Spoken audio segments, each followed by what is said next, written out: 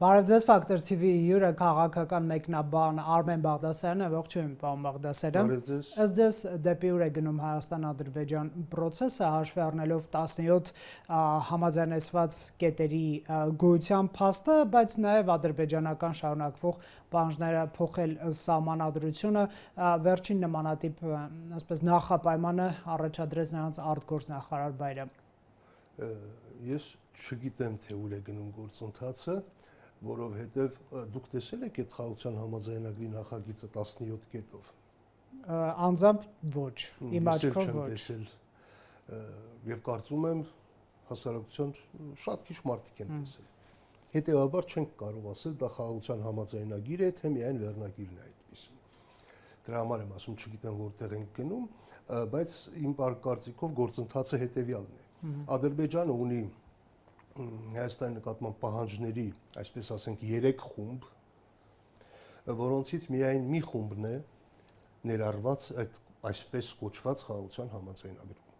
Այդ 17 կետերում պահանջների մի մասն է, մյուս մասը ներկայացված է որպես այդ փաստաթղթի ստորագրման նախապայման, օրինակ ԵԱՀԿ Մինսկի խմբի լուծարումը, օրինակ սահմանադրության փոփոխությունը։ Դա պահանջների երկրորդ խումբն է։ Եվ երրորդ խումբը այն է, որի հիմքերը այսօր նախապատրաստվում են Բաքվի դատարանում, այդ ցուցմունքների հիման վրա, որոնց հիման վրա Ադրբեջանը հետագայում ներկայացնելու է իր պահանջները, օրինակ փոխհատուցում եւ այլն եւ այլն։ Այնպես որ երբ որ խոսում ենք խաղաղության փաստաթղթի մասին, դա միայն պահանջների առաջին փաթեթն է, որի մեջ ես չգիտեմ, թե ինչեր են ներառված։ Հետեւաբար չեմ կարող ասել դա խաղաղության համաձայնագիր է, թե համաձայնագիր չէ։ Ինչ էլ լինեն, Հայաստանի իշխանությունը ասում է փոխադարձության սկզբունքով է, ասենք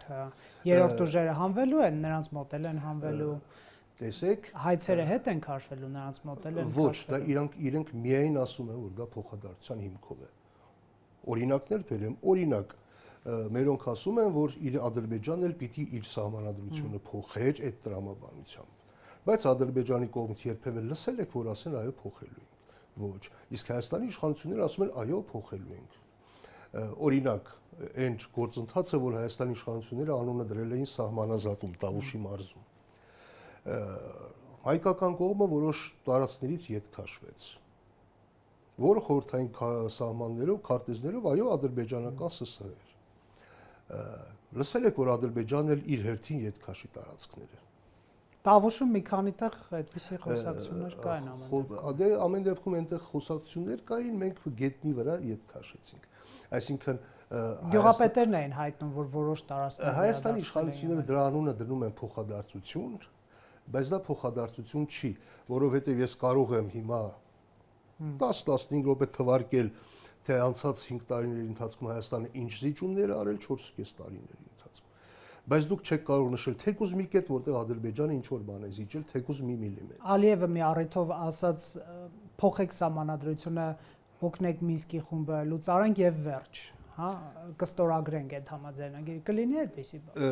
Գուցեև լինի, բայց ես դրա համար եմ ասում, դա ընդհանրապես Ադրբեջանի պահանջների առաջին փաթեթն է։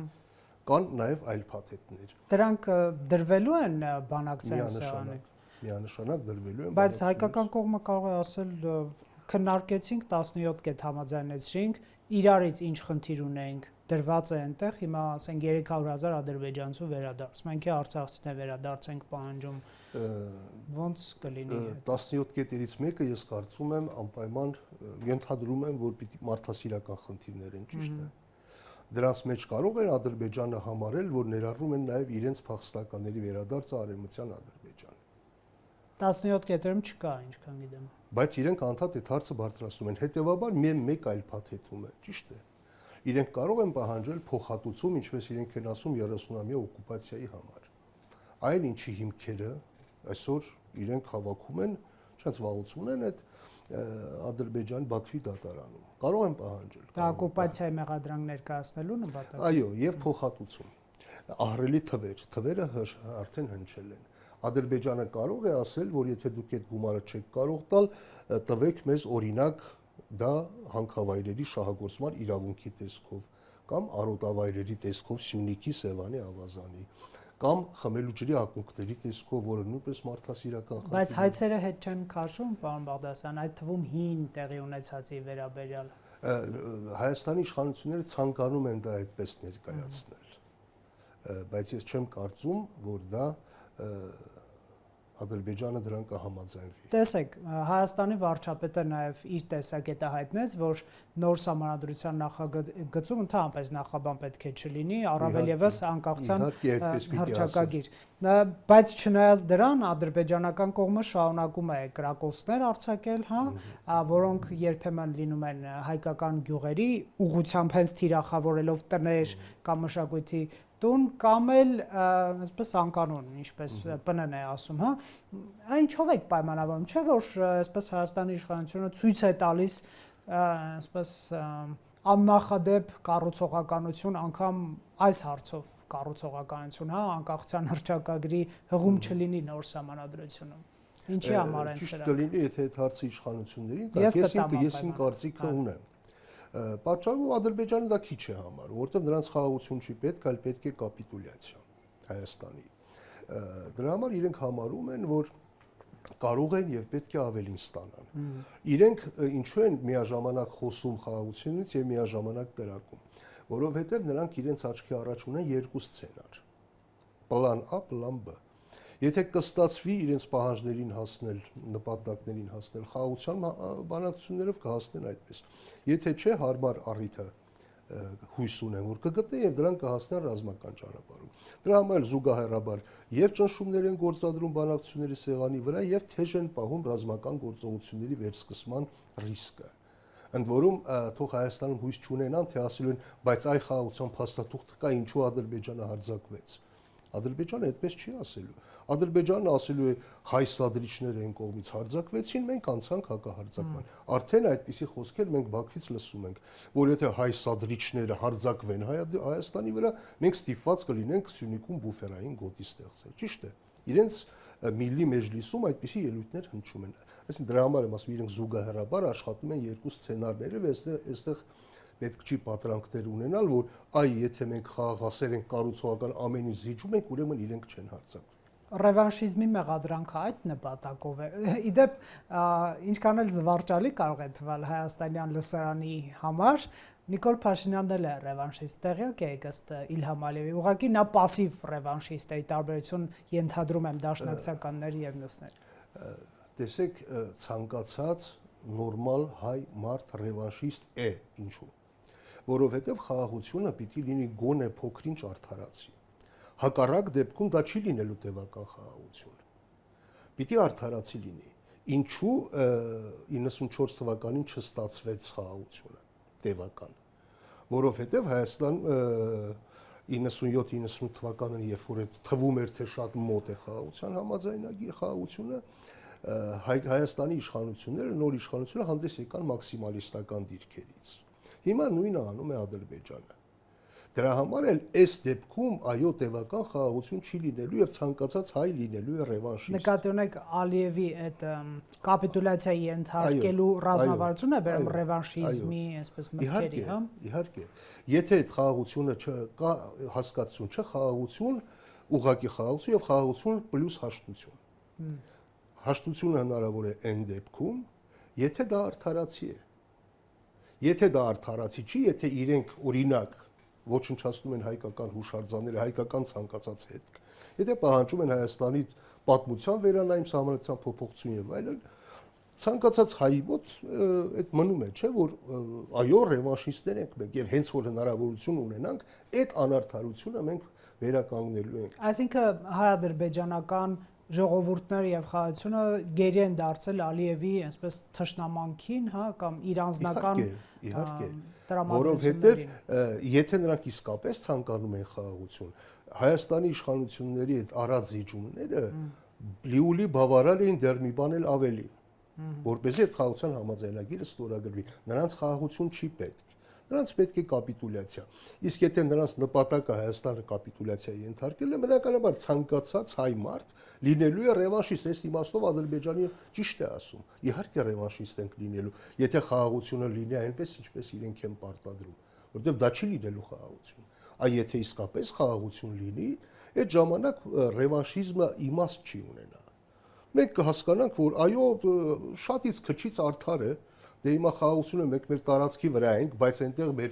պատմությունը չի ճնշվում, մերոնք իրավունք են ստանում վերադառնալ այնտեղ Արցախ, այսինքն եթե ինչ որ չափով արդարություն լինում է, խաղաղությունը այդպես է հաստատվում։ Եվ ոչ թե թղթով։ Այո, թղթի վրա կարելի է գրել խաղաղություն, բայց եթե այդ համոզմունքը չկա, բնականաբար յուրաքանչյուր կողմ առաջին իսկ առիթի դեպքում փորձելու է խմբագրել այդ անարդարությունը։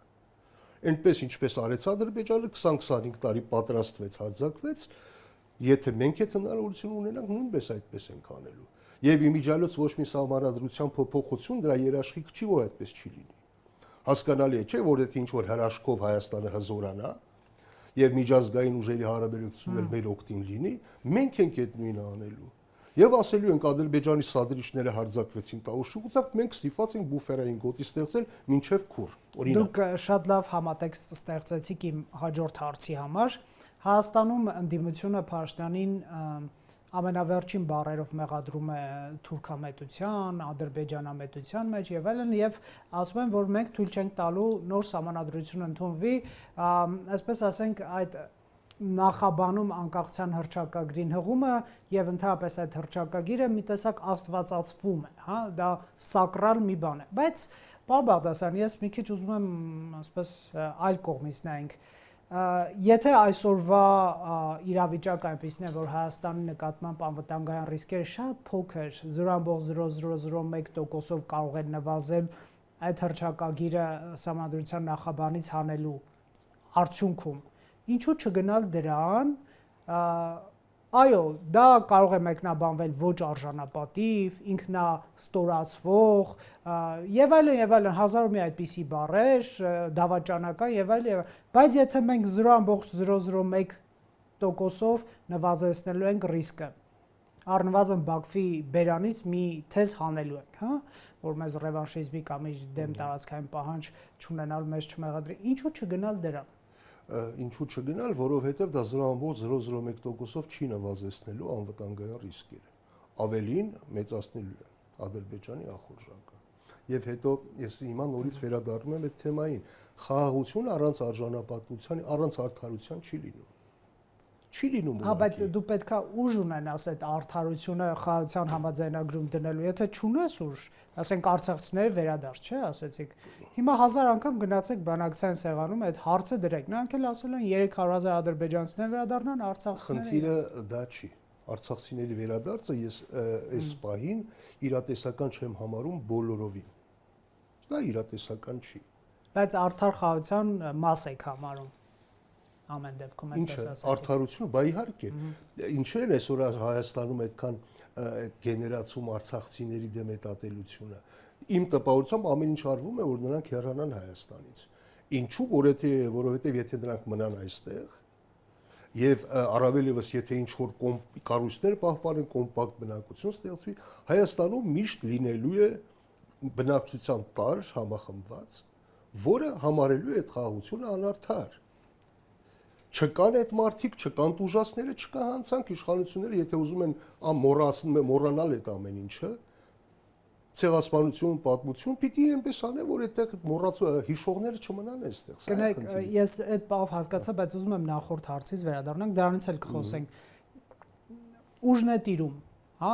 այսօր աշխարհի միջազգային հարաբերություններում եւ եկեք ճիշտ ասենք, Արցախ հայերը կվերադառնան միայն այն դեպքում, երբ որ Հայաստանը այնքան հզոր լինի, որ կարողանա դա պարտադրել կամ զենքով կամ դիվանագիտությամբ, երկու ճանապարհով եւ ունենա բազմաթիվ դաշնակիցներ, ովքեր կսպասարկեն եւ այլն։ Հիմա անկախության հռչակագիր կա սահմանադրությունում, չկա, դա երկրորդական չի, կհորինվի մի նոր սահմանադրություն, որը մեզ իրավական հնարավորություն կտա վերադառնալ։ Դուք մտածում եք, որ եթե Հայաստանը Ադրբեջանի պահանջները կատարի, Ադրբեջանը այնպիսի պայմաններ կստեղծի, որ մենք հզորանանք, դուք այդպես եք կարծում իսկապես։ Չէ, Հայաստանի իշխանությունն է ասում, որ եթե մենք ցլերի արանքում ենք մնում, այսինքն այսպես գրգռում ենք եւ այլն, նրանք թույլ չեն տա մենք պետականություն։ Ես զրույցը հետաքրքրացնելու համար Հայաստանի իշխանությունների տեսակետն է, նապաստակի հոգեբանություն,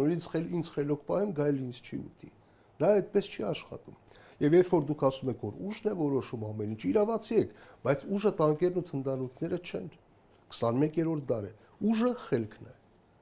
Ադրբեջանը պատերազմում մեզ հաղթեց, որովհետև ավելի ուժեղ էր, թե որովհետև ավելի խելոք էր։ Չէ որ նրանք կարողացան օգտագործել միջազգային իրավիճակը դաշնակիցներ գտնել, զենքի մատակարարներ գտնել,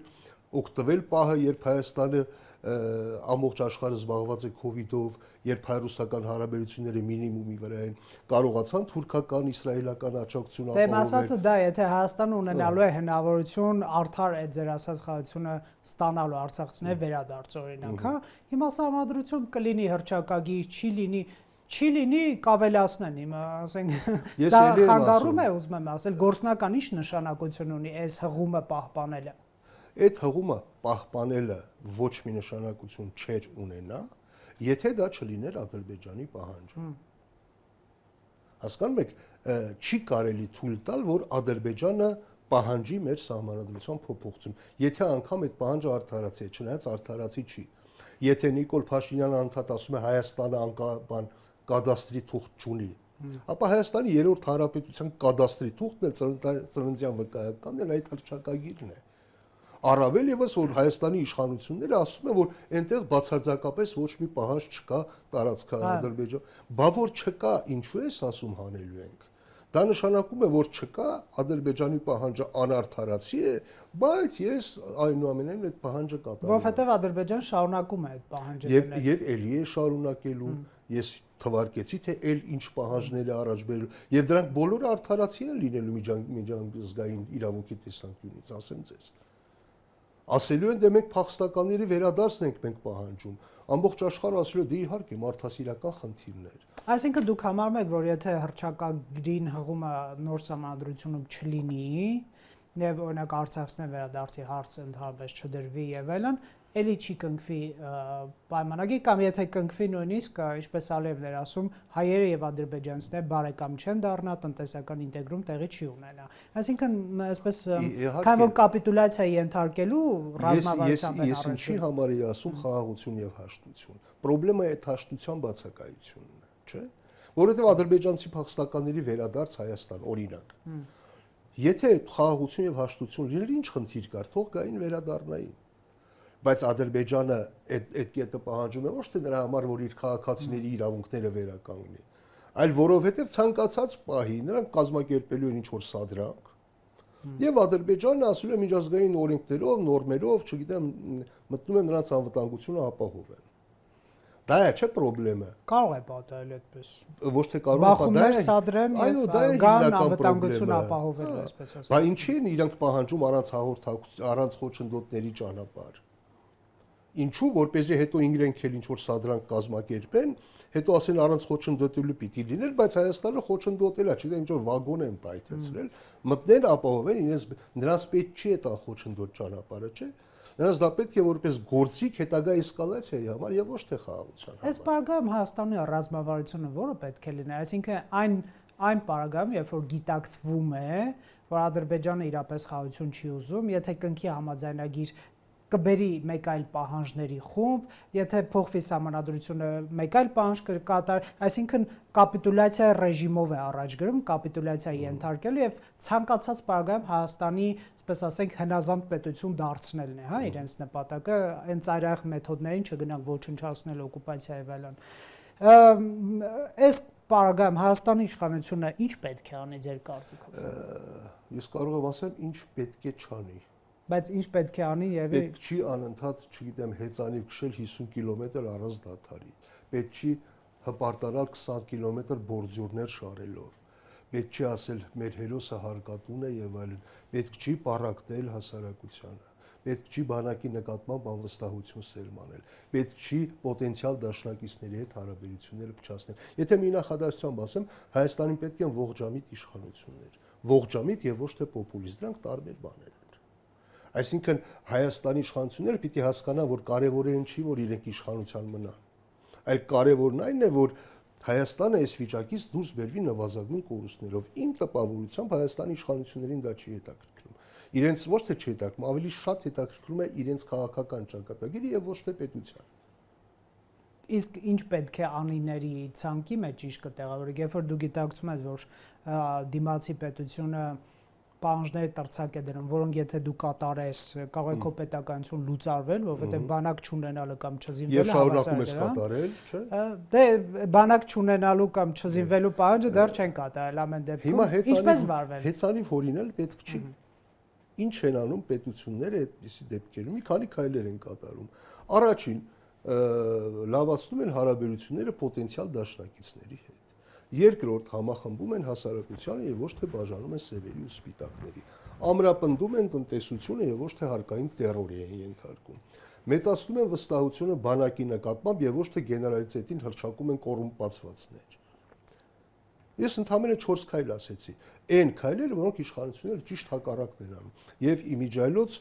նաեւ արցախցիների հարցին վերադառնանք, եթե դժբախտ հանգամանքների բերումով 120,000 մարդ հայտնվել է երկրում, ամեն ինչ անում են, որ նրանք մնան երկրում։ Եվ ոչ թե հակառակը ամեն ինչ անում է, որ ցրվեն, այսպես տարալուծվեն կամ հեռանան Հայաստանից։ Պարոն Բաղդասարյան, ներքաղաքական դաշտում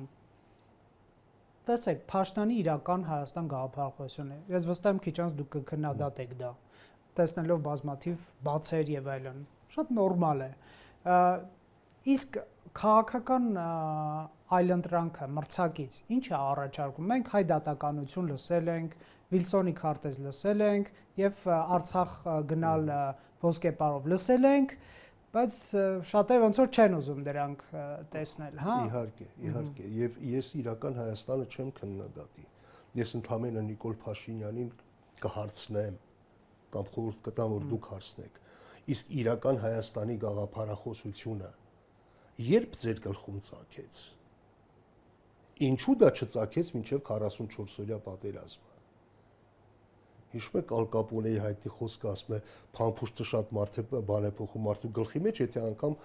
դիպչում է մեջքի։ Դե Փաշինյանն ենք ասում են, անկեղծ ասում են, այս պատերազմից հետո մենք ներողություն ենք խնդրում ձեզնից։ Ներողություն ինչի համար։ Ինքնահայեցվել ենք, խելոքացել ենք։ Այսինքն այս աղետների պատճառը ո՞րն է, որ ինքնահայեցված չեն եղել, հիմար են եղել, տգետ են եղել։ Ռազմահայրենասեր են եղել ավելի շատ Բաղդասարյան։ Չէ, խոսքը ռազմահայրենասիրության մասին չի։ Իրենք ասում են տգետ ենք եղել, չենք հասկացել։ Այ եթե հասկանային, այսօր այդ վիճակը չէր լինի, ճիշտ է։ Հետևաբար ճիշտ են մեղադրանքները, որ այս աղետների պատճառը Նիկոլ Փաշինյանի եւ նրա թիմակիցների գլխում է։ Եվ հիմա դուք ուզում եք ասել, որ այս իշխանություններին պիտի վստահել, թե ինչպես են երկիրը դուրս բերելու այս աղետից։ Չեն վստահի 26 թվին կարծում եք։ Ես վստահ չեմ, թե 26 թվին մենք կունենանք ազատ արդար ընտրություններ եւ թող որևէ մեկը համեմատություն չբերի Գյումրիի ընտրությունների հետ։ Իսկ Երևանը ոչ էլ Երևանի հետ, որովհետեւ թիմ ընտրությունների մոտիվացիան, մեխանիզմները բոլորովին այլ են, համապետականինը բոլորովին այլ։ Ինչու՞, որովհետեւ Գյումրիի ընտրությունները օրինակ ինչ ցույց տվեցին, որ եթե ընդդիմությունը համախմբվում է, իշխանությունները չեն կարողանում միանձնյալ ղեկավարել, բայց եթե ընդդիմությունը համախմբվում է առանց գաղափարական հիմքի, արդյունքում ունենում ենք Վարդանիկ։ Դրա համար էլ ինչ համապետական ընտրություններում իշխանությունները այդպիսի մանթուլ չեն տա, չեն հանդուրժ, ինչու որտեղ Գյումրիում եթե ընդդիմության տեխնացուլ է հաղթում, մեծ հավանականությամբ նա կհայտնվի բանտում։ Իսկ եթե համապետական ընտրություններում իշխանությունները պարտվեն, մեծ հավանականությամբ իրենք կհայտնվեն բանտում։ Դրա համար իշխանությունները Գյումրիում կարող են թույլ տալ ընդդիմության հաղթանակ, համապետականի դեպքում չեն կարող թույլ տալ։ Եվ կդիմադրեն, կպայքարեն բոլոր մեթոդներով եւ կաշառքներով եւ այլ ադմինիստրատիվ լծակներ եւ ուժային։ Ես կարծում եմ այդպես կլինի։ Իսկ մրցակից այլընտրանք ով է, ասենք, Փաշինյանի իշխանության, Ռոբերտ Քոչարյան, Սերժ Սարգսյան նրանք կան, Տեր-Պետրոսյանի թիմը կարող է մի քիչ ավելի լայն դաշինքով հանդես գալ պարոն Զուրաբյանի հետ մեր խոսակցություններից ելնելով դեռ հրապարակային չեն բացահայտում իրենց հավանական դաշնակիցները, բայց կարող են ենթադրել, լավ, մի բևեռել դա, ասես ասենք արեմտամ այդ բևեռն էլ մյուսը 26 ուժեր, չէ՞, 21-ին մասնակցում, այս անգամ երևի հուսանք կիսով չափ կպակասեն նրանք, որ հեշտ լինի հետևել այդ կապայքարին։ Ես կարծում եմ ընդդիմությունը նախ անձերը ես այդքան կարևոր չեմ համարում, չնայած գիտեմ, որ հասարակության 90%-ը անձերով է պայմանավորում, բայց ընդդիմությունը պիտի խոսի ժողովրդի հետ։ Նիկոլ Փաշինյանը խոսում է ժողովրդի հետ։ ընդդիմության լիդերները խոսում են իրենց հետ։ Իրենք ժողովրդի հետ չեն խոսում։ Ծրագիր չեն ներկայացնում։ Գուցե չունեն, գուցե ունեն, բայց այդքան Նիկոլ Փաշինյանը շատ անկեղծ ասում է, ես տգետ եմ եղել, հասել ենք այսօրի ներողություն։ Նրանք չեն ասում։ Նրանք իրենց սխալները չեն ընդունում։ Եթե նրանք անկեղծորեն խոսեն ժողովրդի հետ, ընդունեն իրենց սխալները, պատճառները վերլուծեն, նույն ձևով ասեն ժողովուրդ ջան, կներեք, մենք սխալվել ենք։ Նաև դրա համար է այսօր այս վիճակում Հայաստանը։ Կարծում եմ ինչ որ շանս կունենա, որից հետո արդեն պիտի հստակ ծրագիր ներկայացնեն, չեմ ասում դետալացված։ Այդ դեպքում կարծում եմ ինչ որ բան կստացվի։ Եթե կարևոր անկեղծությունն է այսօր։ Կարևոր նրանք ընդհանրապես ժողովրդի հետ չեն խոսում։ Ժողովրդի հետ խոսում են Վարդանը Ղուկասյան, մյուս դոպ կուսակցություն, Վարկանիշով երկրորդ ուժն է դրա համար։ Հասկանում եք, եթե ընտրությունը դա պիտի լինի, ուրեմն կներեք, ես կհրաժարվեմ երկիրը վստահել այդ որակի ընտրության արդյունքներով ձևավորված իշխանությանը։ Շնորհակալ եմ, պարոն Բաղդասարյան, զրույցի համար։ Factor TV-ում հյուրընկալել էինք Արմեն Բաղդասարյանին։